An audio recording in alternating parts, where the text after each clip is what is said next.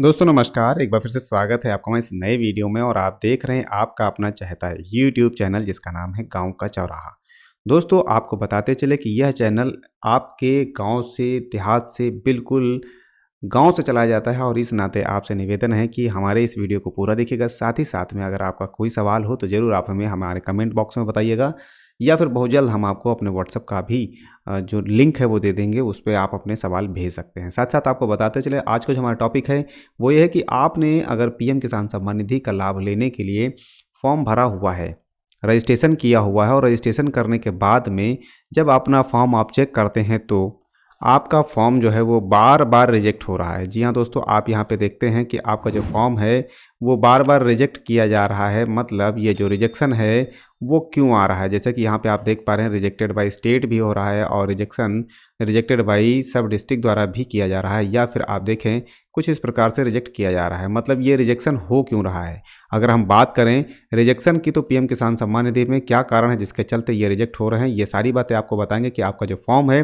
वो लगातार रिजेक्ट क्यों हो रहे हैं। पर दोस्त ये सारी चीज़ें जानने से पहले आपसे एक निवेदन है कि आप जो है हमारे इस वीडियो को पूरा देखिएगा। साथ साथ में अगर आपने अभी तक अपने चैनल को सब्सक्राइब करके बेल के आइकन को नहीं दबाया है तो प्लीज़ इसे सब्सक्राइब करके बेल के आइकन को ज़रूर दबा दिए, क्योंकि यहाँ पर इस प्रकार की अद्भुत और आवश्यक जानकारियाँ आपको बराबर मिलती रहें, इसलिए बेल के आइकन को दबाना अति आवश्यक है।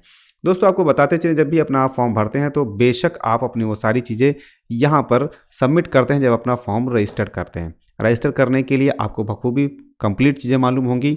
जहाँ तक मुझे जानकारी है कि आपने वो सारी चीज़ें अपने पीएम किसान सम्मान निधि के रजिस्ट्रेशन के दरमियान दी होंगी। परंतु होता क्या है, कई बार ऐसा होता है कि आपको ये चीज़ें समझ में ही नहीं आती कि आपका जो फॉर्म है वो रजिस्ट्रेशन होने के बावजूद रिजेक्ट क्यों हो रहा है। क्योंकि अगर आपका रिजेक्ट ना हुआ होता, जैसा कि यहाँ पे आपको दिखाई दे रहा है, या फिर इस प्रकार से रिजेक्ट हुआ है, या फिर इस प्रकार से आपका तहसील लेवल से रिजेक्ट कर दिया गया है, तो फिर क्यों ऐसा हो रहा है। और अगर ऐसा ना होता तो आपका भी कुछ ऐसा यहाँ पे स्टेटस दिखाई दे रहा होता, और जिसके बाद आपको भी रजिस्ट्रेशन नंबर जारी कर दिया गया होता। तो कम्प्लीटली आपको बताएंगे, कहीं मत जाइएगा, पूरा इस वीडियो को अंत तक देखिएगा। साथ साथ चैनल को जरूर सब्सक्राइब कर दे दोस्त। बस आपसे यही निवेदन है कि आप इस चैनल को जरूर सब्सक्राइब कर लें और वीडियो को लाइक कर दीजिए। दोस्तों आपको बताते चले, जब भी अपना आप फॉर्म चेक करते हैं तो फॉर्म चेक करने के बाद में आपको यहाँ पर एक रीज़न भी दिखाई देता है। रीज़न क्या दिखाई देता है आपको यहाँ पे बता दें, और इसके बाद में हम समाधान भी बताएंगे कि आप अपने फॉर्म को कैसे सही करेंगे। देखिए रीज़न फॉर रिजेक्शन का जो होता है वो भी यहाँ पे दिखाई देता है। अगर इनके फॉर्म में देखें, अगर नॉट विजिबल लिख के आ रहा है तो इसका मतलब ये है कि आपने जो अपनी इंतखाब या ऑनलाइन करने के समय पर जनसेवा केंद्र के माध्यम से किया हो, या फिर अपने मोबाइल फ़ोन के माध्यम से किया हो, या खुद से अपने कंप्यूटर बेस से किया हो, वहाँ पर जो इंतखाब है वो आपने सही ढंग से या सही जो क्षमता की होती है, जो सही से दिखाई दे, वो आपने नहीं लगाई है। इस वजह से ये फॉर्म आपका रिजेक्ट किया गया है। ठीक है, यहाँ पे लिखा रहता है। इसके अलावा अगर हम बात करें अगले स्टेप पे जाने की, तो अगले स्टेप पे आप देखते हैं कि यहाँ पर जैसा कि यहाँ पे इनका स्टेट लेवल से फॉर्म रिजेक्ट किया गया है। यहाँ पे यूँ रिजेक्ट किया है क्योंकि जो इनकी फ़ाइल है वो अनअवेलेबल है। मतलब जो डॉक्यूमेंट आपने लगाए वो वहाँ पे उपलब्ध ही नहीं थे। क्यों? क्योंकि जो आपने अपने दस्तावेज दिए ऑनलाइन किए वो वहाँ पे शायद वो विजिबल नहीं थे, या फिर उनके सिस्टम में नहीं दिखाई दिए सही तरीके से। इसका भी रास्ता बताएंगे कि क्या करना है। अगर फाइल अनअवेलेबल बता रहा है तो क्या करना है, कंप्लीट बताएंगे, पर उससे पहले आपको सही सारी चीज़ें बता दें हम।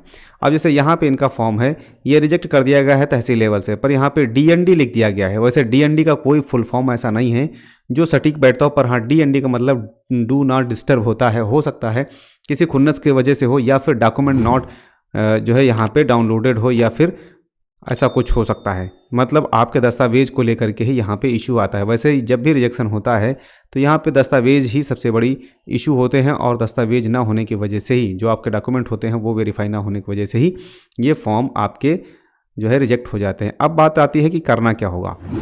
सबसे पहले आपको बताते चलें करना क्या है। सबसे पहले आपको ये जान लेना होगा कि जब भी अपना आप नया दस्तावेज यहाँ पे अपलोड करते हैं या नया आवेदन करते हैं तो आपको अपने आधार से रिलेटेड जो चीज़ें होती हैं वही डालनी होती हैं। ज़रूरी ये नहीं है कि आपकी डिटेल बैंक में क्या है, आपकी डिटेल इंतखाब पे क्या है, पर आपके जो आधार पे डिटेल्स है वही आपको यहाँ पे फिल करने, मतलब वही डालनी है। और इसके अलावा और कोई भी जानकारी यहाँ पे नहीं डालनी है आपको एक भी वर्ड, एक भी लेटर, एक भी स्पेलिंग गड़बड़ नहीं डालनी है, जो आपके आधार पे वही डालनी है। इसके अलावा जब आपका ये फॉर्म ऐसा आ जाता है तो क्या करना है, सबसे पहले आपको इस वेबसाइट को ओपन कर लेना है, ठीक है, पीएम किसान की ये अपनी ऑफिशियल वेबसाइट है। उसके बाद में आपको आ जाना होता है updation of self registered farmer वाले कॉर्नर में, ठीक है। यहाँ पे आने के बाद में आपको क्या करना है कि कम्प्लीटली अपनी वो सारी चीज़ें, जैसे कि इंतखाब है वो भी कौन सी लगानी है वो आपको बताते चले। वो लगानी है आपको अपने तहसील से निकली हुई इंतखाब, ठीक है, और कोई नहीं लगानी है। जो तहसील से निकलती है वही आपको यहाँ पे इंतखाब, खतौनी, फ़र्द, जो भी आप कहते हैं उसे यहाँ पे अपलोड करना है। आधार नंबर डालिएगा, कैप्चा कोड डालिएगा, सर्च करिएगा, आपकी डिटेल सामने आ जाएगी, जिसके लिए वीडियो पर्टिकुलर आपको दिया हुआ है। और आपको अभी इस वीडियो के अंत में अगर आपने चैनल सब्सक्राइब कर लिया तो वो भी देखने का मौका जल्द ही मिल जाएगा। तो यहाँ पे फॉर्म आपके रिजेक्ट क्यों हो रहा है, ये जो बात थी वो हमने आपको बता दी कि डॉक्यूमेंट विजिबल या फिर डॉक्यूमेंट नॉट अवेलेबल या फाइन अवेलेबल आता है, तो उसके लिए सिर्फ और सिर्फ एक ही चीज़ होती है, जो कि है आपकी इंतखाब का सही तरीके से अपलोड ना होना, ठीक है। तो दोस्तों आज के वीडियो में बस इतना ही, मिलते हैं आपको अगले वीडियो में। आई होप आपको अपने सवाल का जवाब मिल गया होगा, और अगर कोई त्रुटि रह गई है तो फिर आप हमें कमेंट करके बताइएगा। हम आपको अगले वीडियोज़ में उन सारी समस्याओं को हल करने का पूरा प्रयास करेंगे। अपना ख्याल रखिएगा, जल्द ही मिलेंगे, नमस्कार।